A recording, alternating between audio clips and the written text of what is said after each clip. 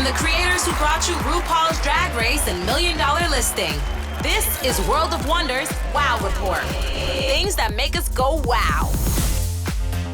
Well, hello everyone and welcome to this week's highly anticipated edition of the Wow Report. I'm your host, Fenton Bailey, and I am thrilled to be here this week with James St. James, the world's first celebutante, woo! And host, of course, of Wow's podcast, Night Fever, and our Chief Creative Officer, Tom Campbell. Good day, good day. Good day, Tom.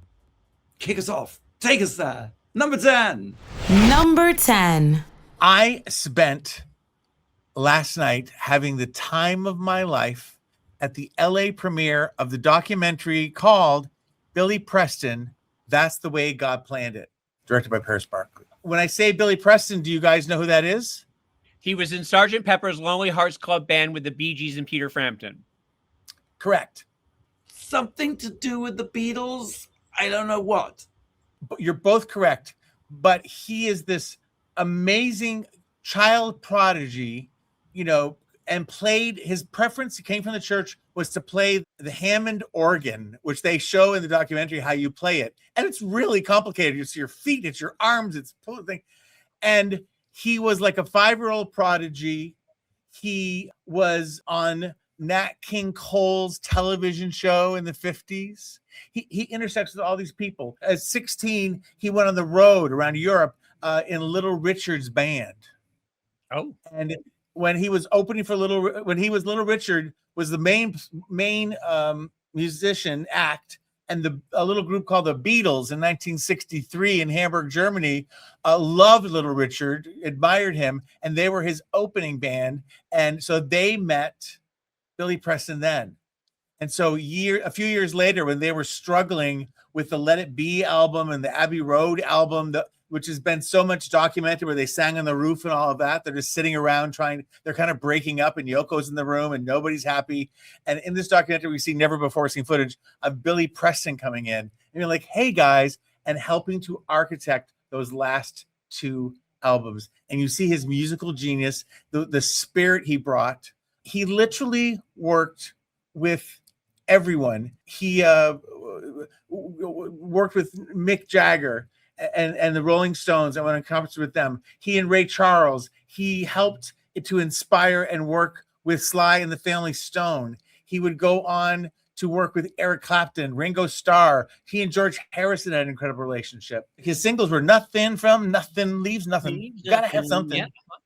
And then Will It Go Round in Circles? Will it fly high like a bird up in the sky? Incredible funk. And he had all these hits. He was so amazing. He was so cool. And you get this rush of people and how musical and incredible he was. But he didn't give off a lot. And surprise, surprise, not really, he was gay and tortured his whole life between the church and being gay. And they said, and there's all these beautiful Black women and singers and people that there's so many people. And they say, he would be on the plane, keeping to himself, and he'd be with his cousin or his nephew. We knew it wasn't his cousin or nephew, but we didn't say anything, and he didn't say anything. And they kind of make it sound like that's okay. And listen, they were doing the best they could back then, because he wasn't being open about it either. But it broke my heart, because there's nothing worse. I don't know if there's nothing worse, but it's pretty awful to still live closeted when you're sitting there with your nephew. You know what I'm saying? There's something broken about that can break a person. And so he very devoted to his mother. His father died when he was young. Do you think that one of the reasons why he was such a genius was that he was able to channel that frustration and that sadness and the pain and everything into his art? I do think, or that God made, I don't know if it's because of the pain or because queer people are anointed by God, some of them, to do amazing things. I don't know. He liked to dance. He was on the Ed Sullivan. Like, you're blown away. It's like he's part of every culture and every piece of music for 30 years. And he played with Little Richard, right? Oh, yes. Sorry, I didn't mean to cut you off. No, please go ahead. He played with Little Richard, and the Beatles opened for Little Richard. Yes, it's like 62, 63 in Germany, and that's how they met. And so he was able to like sneak the Beatles because he was with the headliner. He goes, I'd sneak them back steak sandwiches and beer and stuff because they could get it from Little Richard's room and take care of them. So they just had this immediate rapport when they met, and they brought him in and they signed him to Apple Records. And then the Apple Records went away because they all kind of broke up. Right. But he turned to Crevassier. Crevassier led to cocaine. He lived a large life, Rolls Royce, Topanga Canyon house, horses, the whole life. And then what brought so many people down, crack cocaine, the rock.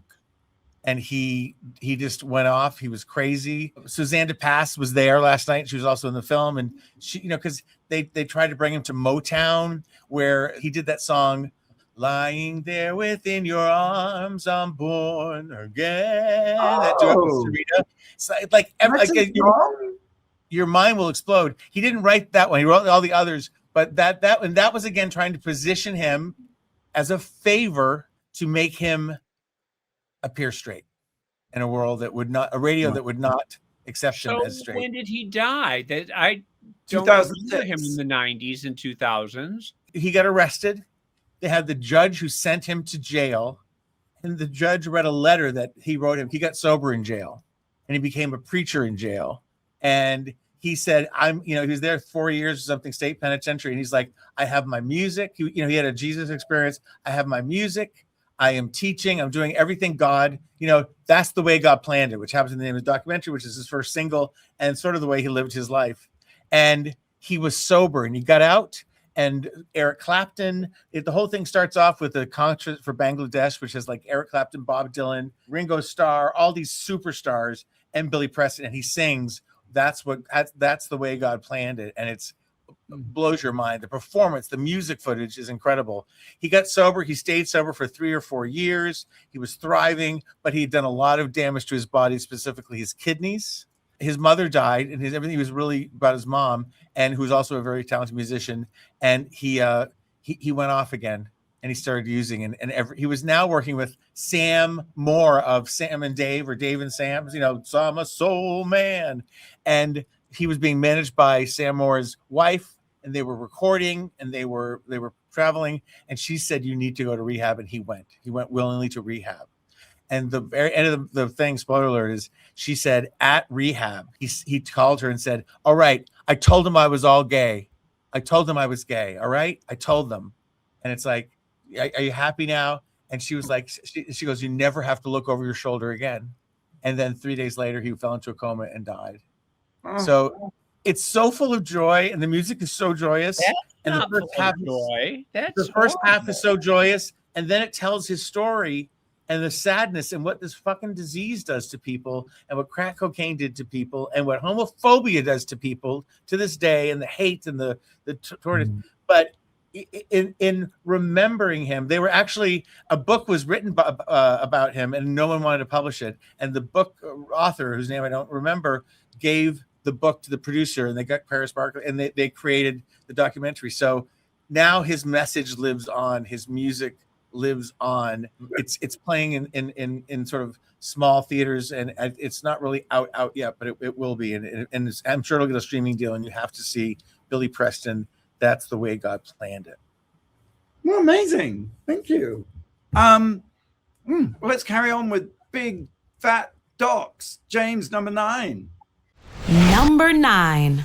I've got a documentary that was very niche and only played in a few theaters, but now it's available on Amazon Prime, as well as I think maybe Fandango. I'm not sure, but it's called The Big Johnson, and it is about a big dong. It is about someone who is in possession of a big dong, the drag legend Dean Johnson of Dean and the Weenies. And Dean Johnson was a legendary drag queen in the East Village club scene in the 1980s and 90s specifically. He was a rapper.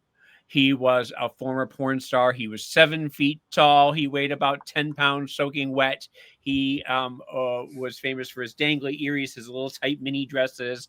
And he rapped about the club scene. Terry Toy, I wish I knew you when you was a boy. Ain't a woman who is scarier, Terry. Can you get me into area, Terry? I could go on all night.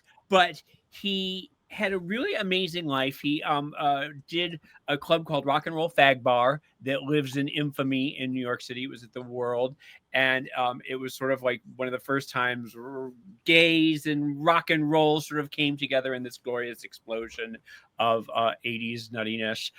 He also very famously, during the middle of the AIDS crisis, started a sex party. Sort of brought back rooms back into vogue again.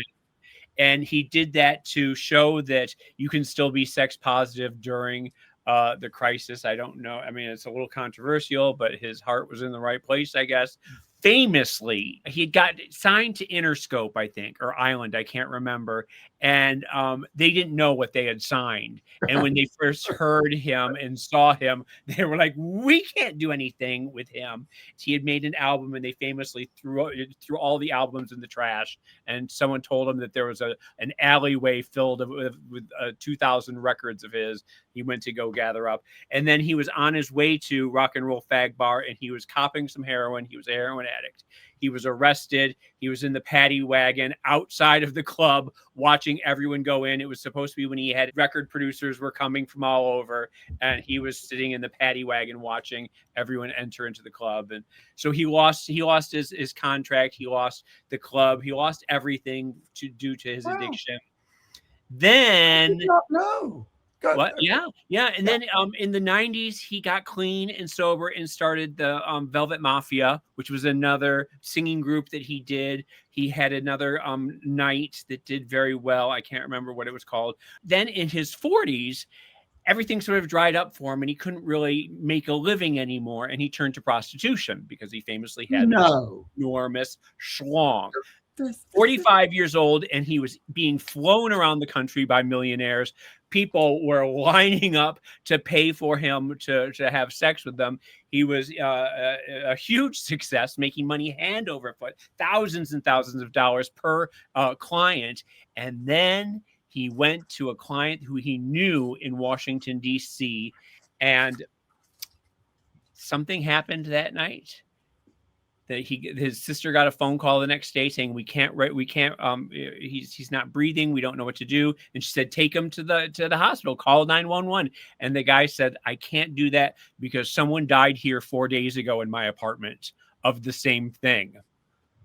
So over the course of 5 days, 2 people die in this man's apartment, which seems a little suspicious right there. He overdosed. They gave the list of what it was. Now, I had always heard that the overdose, that he had gone to the refrigerator in the middle of the night. That's what I heard. To get a water, and he took a bottle of water and chug-a-lugged, and it was GHB. And of course, with GHB, you can only have a capful, and he did the whole bottle before realizing what he was doing, collapsed on the ground. They don't talk about that in the documentary, so I don't know if that's true or not, but that's always what I had heard. Did they ever find out then who it was he was with? I mean, did the person who said you can't go to the police or the hospital because someone else just died, is that person identified? He is, and there's several articles about it online, but it was all just shrouded in mystery because was there foul play involved? He was never charged with anything, I don't believe. And to this day, it's, I guess, sort of a cold case. But fascinating documentary, a lot of footage of Dean and the Weenies back in the day. Michael Musto, Penny Arcade, Jackie Beat, Mario Diaz, Sherry Vine. Everybody is in it. Everybody talking about him. I mean, he was amazing. He was so fun. I mean, he could have been intimidating, but he was absolutely lovely, wasn't he? Just always so droll and laid back. And he had that voice. Yes. You are in it for a third of a second. Yes. You walk past the camera. You and Randy is backstage at the Limelight. I'm sure you know the footage I'm talking about. You're both wearing little wigs, little Buster Brown wigs. It's you and Tish and Snooki and Gabriel Rotello and Dean. You know, I just want to close this out with a little extract from one of his favorite songs of his, Fuck You. I was going to say, yes, Give fuck it to us. The telephone company, fuck national security, fuck the prime interest rate, fuck the Secretary of State, fuck Union Carbide, fuck Third World Genocide, fuck thermonuclear war, fuck Mary Tyler Moore. And the audience goes bananas.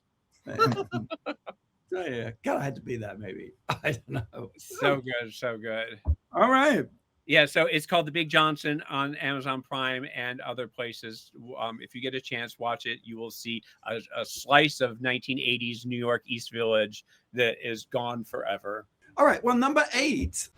Number 8. I'm going to keep with the documentary thing and the dong thing and tell you about Manhood, which is a new documentary produced by World of Wonder.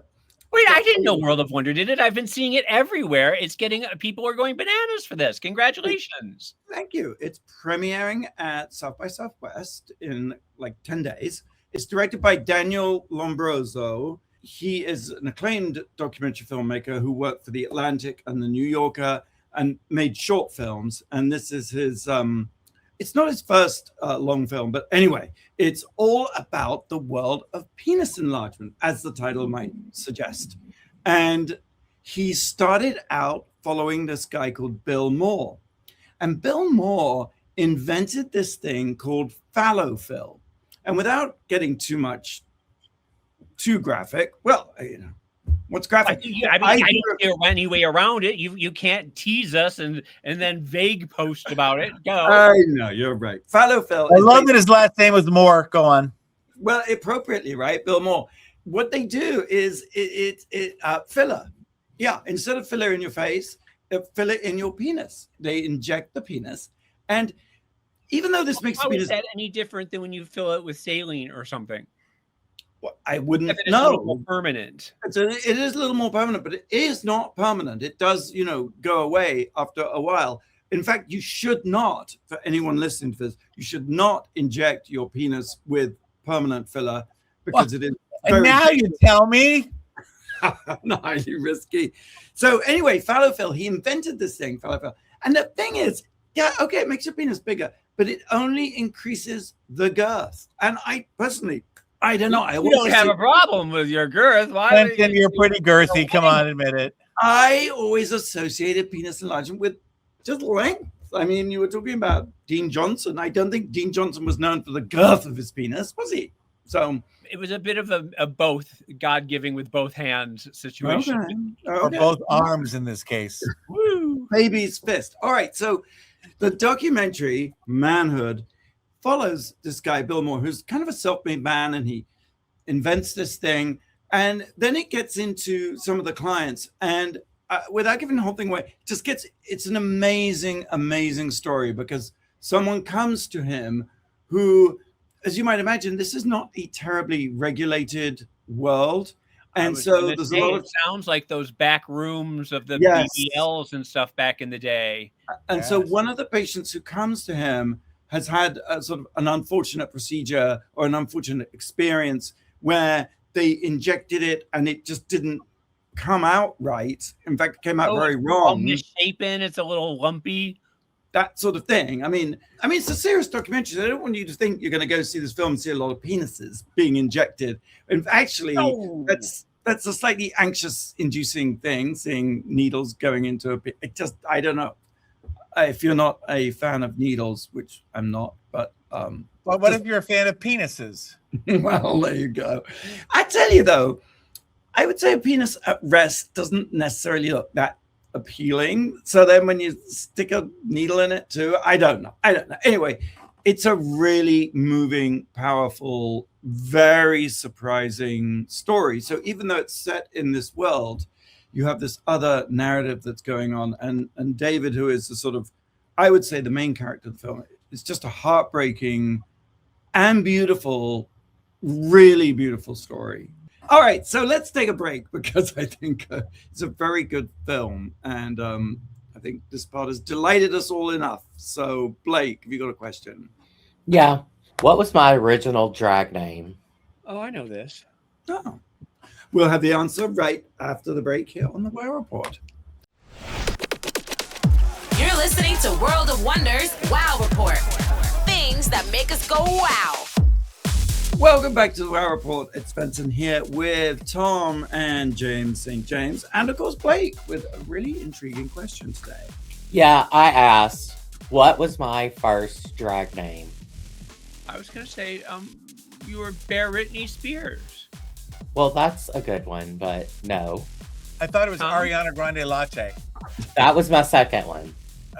Oh God, I don't know. No, you were Grande Ariana. Yeah, that was my second one. My first one was Jenny Girth. Oh No, Jenny Girth came much later. I remember No, Jenny Girth was the first one, honey. So did you have the benefits of Fallowfill, Blake? I did not. I went for it because I was fat and like girthy. Not my dong, just my entire self. I love it. Not to say that it's not. I mean, let's keep a little bit of At it. what Hey, point mystery. did Thelma and Linda make an entrance? That was like my third one. Most drag queens only have one drag name. How come you have like multiple? Oh, you don't know any drag queens, I guess, because lots of drag queens change I their was name a lot. Auntie Pazuzu for a long time, and then I was Carol Christmas once. Carol Christmas. I was Trudy Schinderman for many years. What's your drag name? Fentanyl, I come to slay. There you go. Thank you, Blake. All right, we are counting down the top 10 things of the week that made us go wow, and we've reached number 7.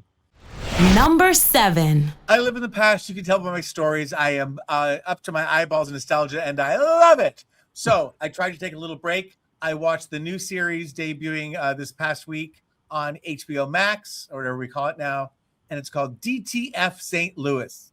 It is created and directed by Stephen Conrad. It stars Jason Bateman, David Harbour, who is from from the Stranger Things fame, And Lily Allen's latest album. Thank you. Jason Bateman plays a sort of St. Louis weatherman who's on the air, who's in some storm, and there's surreal parts of it. I can't quite get the tone of this thing, but David Harbour is a guy who's been signing for like a year. This like real curmudgeonly teddy bear, passive guy who they're in like a terrible storm and things are blowing all their way, and David Harbour is out next to the reporter doing sign language, which I don't believe, but okay. So then a stop sign almost kills Jason Bateman. David Harbour gets out of the way. So now Jason kind of owes his life to David. Now they live in the suburbs. It's St. Louis, like in the dead of November or the blandness of March. Grass is gray. Trees are leafless. And you see that they're both in very unhappy marriages. They become friends. And Jason Bateman turns them onto a website for married people who want to cheat called DTF St. Louis. So Down to F is what it down is. to DTF. Oh. Yeah. And Jason Bateman wants David to do it with him. They meet at an Outback, let's meet at the Outback Steakhouse. So it's all this kind of like droll read of the suburbs and how boring and bland it is. And then the sort of saving grace is we keep flashing forward from when they first meet. And the next thing we know, spoiler alert, I don't think this is a big one, David Harbour is found dead at the local pool. And who killed him? And in come an old white detective played by Richard Jenkins, who's an actor. When you see him, you'll know who he is. He's excellent. A Joy Sunday, a beautiful black woman who is looks at the world in a totally different way. And together they're going to solve this crime. So it's sort of White Lotus-y, but done with this flat effect, this droll kind of humor. You don't know, maybe one of them had an affair with one of their wives. I thought this was a reality dating show when I first saw it. That's what it sounds like. Yeah, sure. It would make a good. Because it was on HBO, I thought, they're doing it really classy and they're gonna like follow people on dates. And I was like sort of intrigued, and then I found it's scripted. And I will report back next week if I decide to continue the journey. They're dropping one at a time because it's a mystery, and we shall see. But I just really wanted to prove to you and to myself that I can watch things. Do new things, that you can live in the 2020s, which I think is an important step for you to take. I'm very proud of you. All right, moving on. Number 6. Number 6. I watched another documentary over the weekend that I thought was sort of interesting. It's called Naked Ambition. It's from 2023. It is a documentary about Bunny Yeager. And Bunny Yeager, if you don't know, was a pinup photographer in the 1950s and 60s. She was a titty photographer in the 1950s and 60s. She was one of the first photographers at Playboy when it started. She lived in Miami, I think, Miami or Fort Lauderdale, I can't remember, and found beautiful girls and did lots of nature photography, did lots of nudist nature photography of beautiful buxom women with palm fronds and lying on the beach and in the ocean spray and things like that. Really beautiful, beautiful shots that we have come to associate with 50s pinup. She most famously didn't discover Betty Page, but she took Betty Page out of fetish porn and put her into sort of not quite mainstream, but into like a more respectable pinup era of her life. She was famously, all the women wanted to photograph with Bunny Yeager. She was sort of like Doris Wishman. She did like films and everything, but like I said, mostly she was with Playboy. And then in the 1970s, when things got really raunchy and there was hardcore porn and Deep Throat, Beyond the Green Door, all of those things, and porn got just Hustler magazine started, she fell out of favor and was never able to sort of regain her footing back again. And it was sort of a tragedy. Her children were mortified that their mother was a pornographer when they were growing up, and the children are talking about their mom throughout it. It's sort of a sad story, but there's beauty and there's sadness in this. She celebrated women's bodies in a way that in the 1950s was transgressive. It was subversive, but at the same time, it was doing something. It was celebrating women's beauty in a way that was not being done by anyone else, and paving the way for the sexual revolution to extend. And paving the way, and then spearheading the sexual revolution and being a part of it and everything, only to be left behind once it sort of advanced past her. Once it became full beaver. And didn't she really kind of create that aesthetic, that pinup aesthetic? Yeah. Well, that's when you think of Betty Page, when you think of all of those women, there's an innocence to those pinup girls. She used the burlesque queens, she used pinup girls and stuff like that. There is an innocence to it, but there's also just like a raw sexuality to it. It's fascinating to look back at those images that she did. Naked Ambition on Netflix. Okay. Number 5. Number 5. I watched A Friend of Dorothy. Have you heard about this film? No, it is a short film. Suddenly, the short films at the Oscars are suddenly, that looks appealing. That looks doable. It is a British film. It is written and directed by Lee Knight, who is an actor, and it stars Miriam Margolyes. Oh, God, I love me some Miriam Margolyes. Woo! She is a national treasure. She plays Professor Sprout in the Harry Potter films. Yeah. And she is a beloved icon. She is a pip. She is a firecracker for an old lady. She really is. Absolutely. She's like 85, mid-80s. And is an unabashed lesbian. We'll talk about it till the cows come home. Yeah. Yes. Outspoken. She's unapologetically woke. She champions all the right causes, and she's just unapologetic. On Alan, what are the two talk shows in the UK? Graham Norton and Alan Carr. Yes. I mean, she is a perfect talk show guest. She also did a series with Alan Cumming, driving around Scotland in a van. Right. She's fabulous. She says yes to everything. She does everything. She says exactly what she thinks, regardless of the backlash. And this short film, 22 minutes, it's called Friend of Dorothy, and Miriam plays the part of Dorothy. And it begins in a lawyer's office, and Stephen Fry is the lawyer, and he is reading Dorothy's last will and testament. And he's reading it to 2 young kids. One is her grandson, and then the other is this black kid called JJ. And as at first the grandson is very dismissive, like, what are we doing here? Why is he here? And Stephen Fry says, well, we'll find out, won't we, when we read the will. and starts to read the will. And we go back in time, and it turns out that this black kid knocked on her door because he kicked his football into her garden.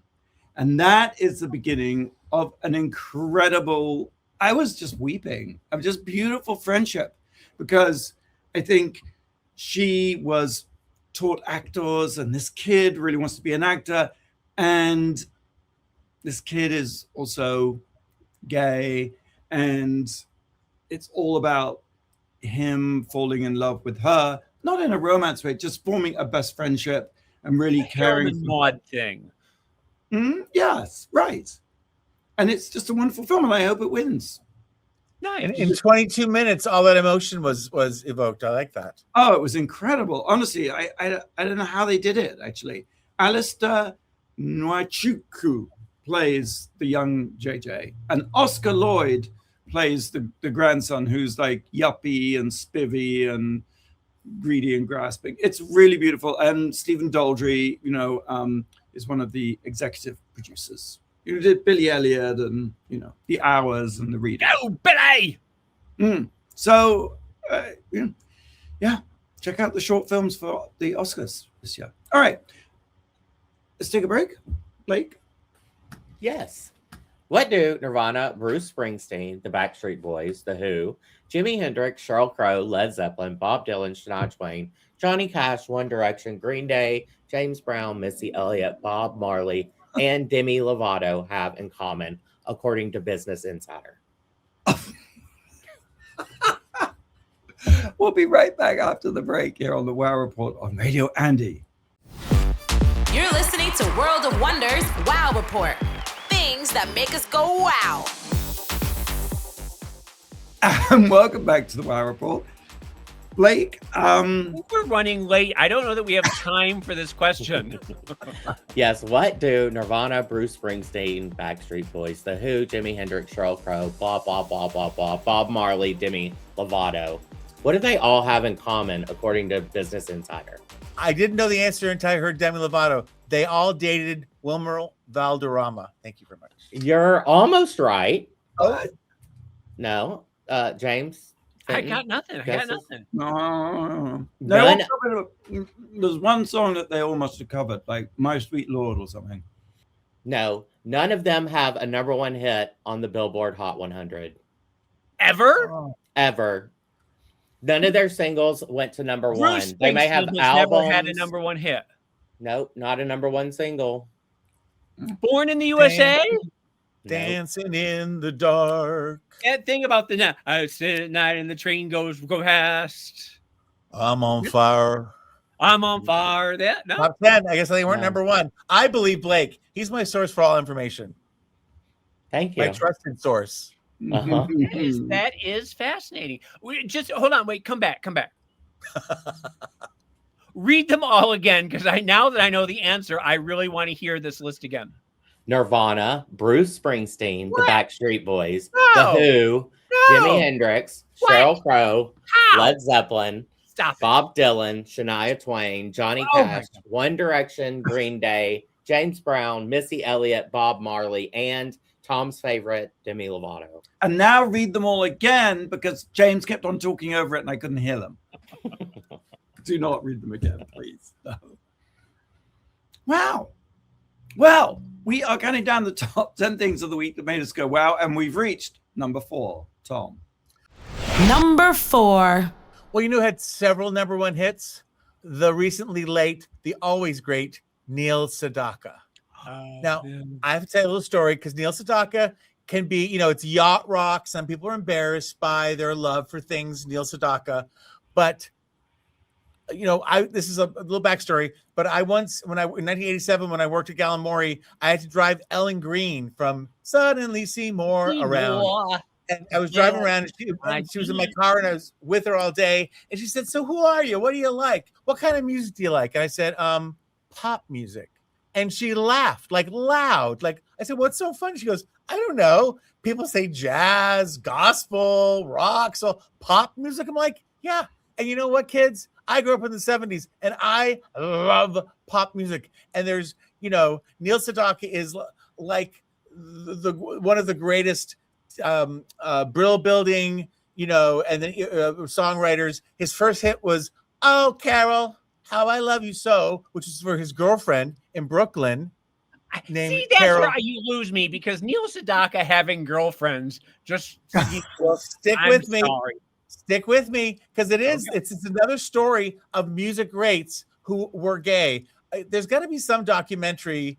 It sounds vague, but like all of the gay people who have impacted all these different industries. Anyway, Oh Carol was for his girlfriend at the time in high school. Carol King was her name. Ever heard of her?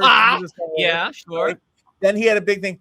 Remember, these are very catchy. There's something, Calendar Girl. I love my calendar girl each and every day of the week. Happy Birthday, Sweet 16, and the original happy version of Comma, down, doobie doo, down, breaking up is hard to do. So then when the Beatles came in, he and Howard Greenfield, also gay, wrote all these songs together. And then he was with the Beatles and the English, you know, the British invasion style. And so he moved his family to London and tried to replicate what his pal Carole King had done, who had gone from being like a pusher of tunes to being the singer-songwriter. And he ran into somebody who was a huge fan of his, someone whose musical taste I think we all appreciate. Elton John said, "I'm signing you to my record label."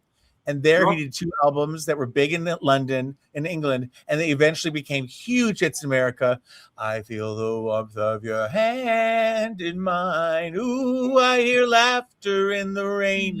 Walking hand in hand with the one I love. Which coincidentally was playing at the Grove with the Fountains the other day. And such a lush 70s sound. I can feel the beautiful, smooth ride of the bench seat my dad's 75 Impala. You know, it's just beautiful. And then he did Bad Blood, which is a really over the top song, #1. Well, Elton sings the background. That was Taylor Swift. What? That was Taylor Swift. Well, you know, he did, but he wrote and they performed a bunch of hits for the Captain Neil, including the #1 song of all time in my mind, "Love Will Keep Us Together." Ah, yes, love that one. Yes. You reeled Fenton back in. He recognizes a song.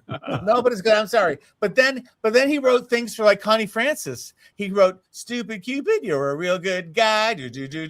And he wrote "Bum bum bum bum bum bum bum, Where the Boys Are. Bum bum bum bum, Someone Waits for Me," which I used to put on my gay pride mix when I used to make mixes. Because "Where the Boys Are" is such a, that you're looking for him. You know, somewhere in the world, he's walking around looking for you, cruising in some restroom and some. And I happen to know, and I hope I'm not saying anything mean, but like he was super gay. He was married. He had 2 children. He's a grandfather. Well, that's just it. But he was so light in the loafers. I mean, we made fun of him in school. He was a punchline. He was just a big old queen. He was a big homo. But he made songs. Not to speak ill of the dead. I'm very sorry. No, but I just think it's this week has been about between Billy Preston and Neil Sedaka, huge influences on the music scene to different degrees and in different ways, but both semi-tortured in the closet guys who had to sort of, do that thing that gay people do. I don't know. We're beyond it, but we're not, because I was listening to Radio Andy with Andy talk to is it David Archuleta from and he's dreamy. But I love pop music. I love the Captain Neil. I love their song "Lonely Night, Angel Face." I love their song and the last thing is he comes from that time, that neighborhood in Brooklyn where Carole King was his neighbor, where Howard Greenfield, who is co-writer on all these things, was in the same building as him. Neil Diamond lived across the street. Barry Mann, Edith Gourmet was a cousin. It was just like what they said. There was something in the egg milks and the milk eggs and the what are those things called? It sounds like you grew up in the wrong era, Tom. You should have been born in that neighborhood. I can't imagine what you would have turned out as if you. Sounds like there is something. How can I be any weirder than I am now, James? How can I be any weirder? I love a pop song. I love Neil Sedaka. Rest in peace. I hope if there's a rock and roll heaven and there's a gay section, I hope you are having the best. How old was time he? of your life. Because he was around in the 50s. He was famous in the 50s. How could he He was still a be teenager around? then. He was a teenager, but he was 86. Yeah, he was born in 39, so he was like closing in on 90, right? Wow. Oh, well, gosh. James, number 3. Number 3. Number 3, I watched a new series premiere this week on ABC Hulu that I wanted to give a shout out to, called R.J. Decker, and it is a detective show on ABC starring Scott Speedman. What is this expression, Tom? Is this the hot guys all over? Or is this different? Keep going. No, he's hot. He's hot. Scott Speedman, who was on Felicity. He was so gorgeous on Felicity. He was in Grey's Anatomy. He was so handsome in Grey's Anatomy. I And like now- Scott Foley more. You know, from the Felicity Scotts, there were 2: Scott Foley, Scott Speedman. Scott Speedman was better than Scott Foley. What are you talking That's about? your opinion. No. Scott Speedman was a handsome star throughout the 2000s. Anyway, James, when Blake grows up, he's gonna rebel. He's gonna leave you. You've got to listen to him. do you want me to continue or not? I do. Shall I just go off on Scott Foley? Should this be a Scott Foley segment instead? Perhaps. Please.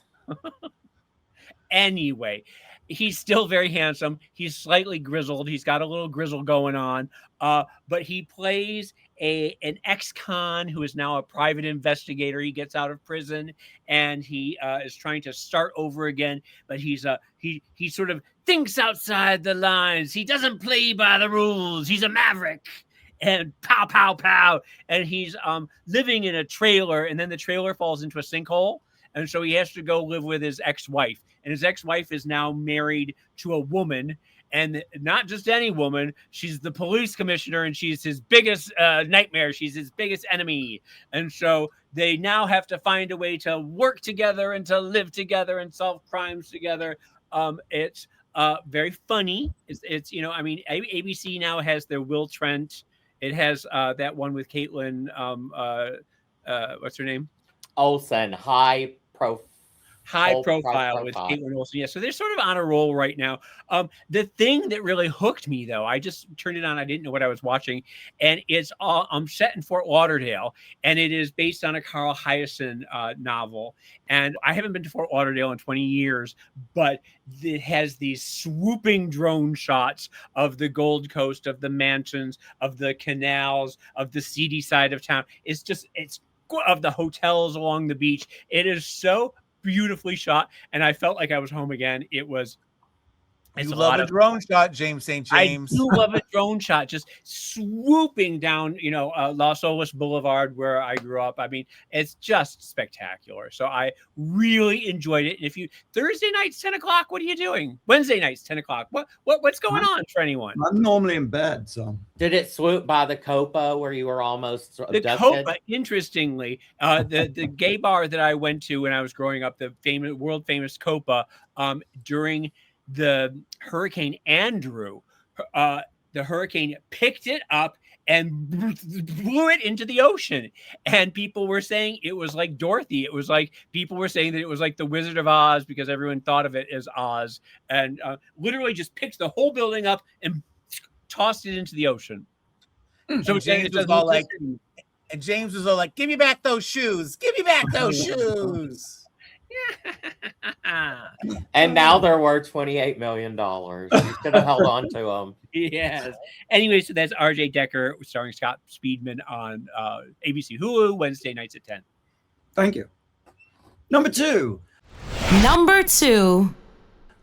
had a lovely show so far, like avoiding mentioning what's going on in the world, but I cannot resist because F me, the Armageddon thing. Have you been following this? No, what's going on? I have no idea. I don't know what's going on.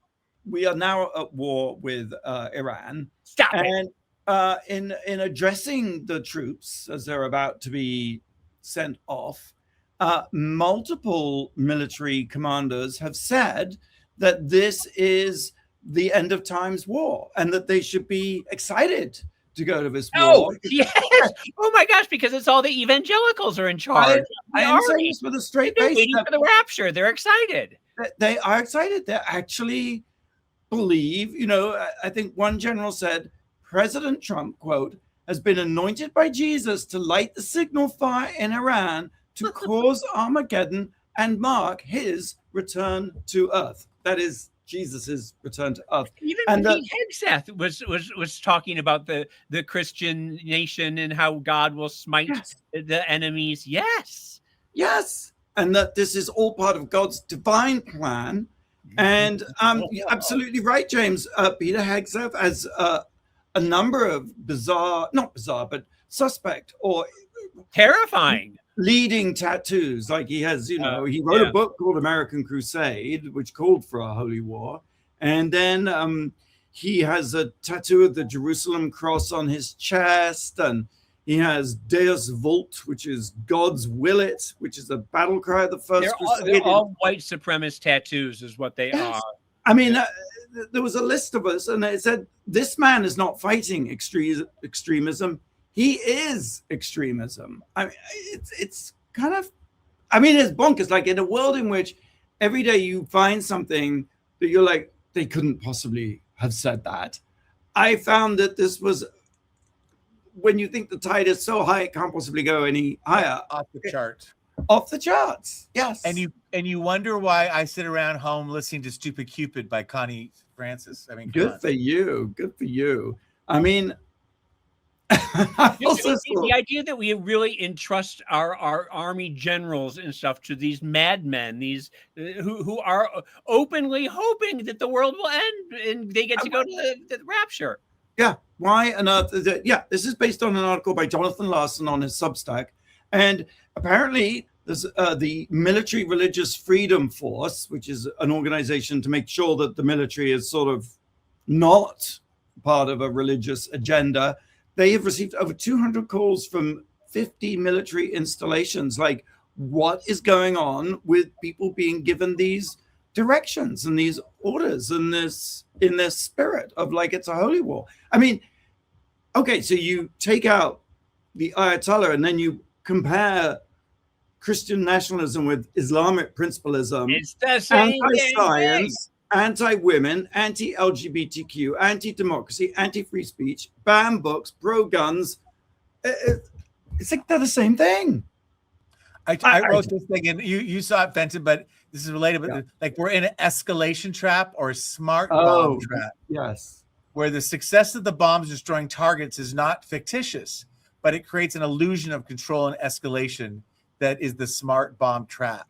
But it's just the idea that you get this false sense of control and illusion that I'm hitting all the targets. But what they can't do is anticipate shifts and changes and mood and culture and people coming and uprising, which is why there's been endless wars in the Middle East that we should never have been part of. And I mean, yes, you're completely right, because I think the one thing they did not anticipate in undertaking this war that they say they didn't start, but they're going to finish. But they won't even call it a war. They right. One half is calling it a war. The other half is saying it's not. Saying Happy Holidays is a war against Christmas, but this is not a war. Go ahead.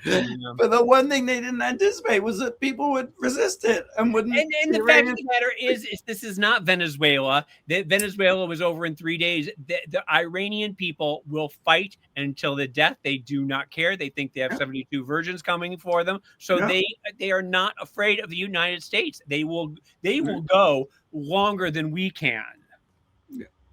We have gotten ourselves into another forever war. Yes, I mean, as Don says, it's the escalation trap with the illusion of smart weapons like that, surgically removing problems. And of course, that's not really, as Don says, the way it works. So, okay, well, let's take a break. Let's just forget all that. Let's end on a fun note.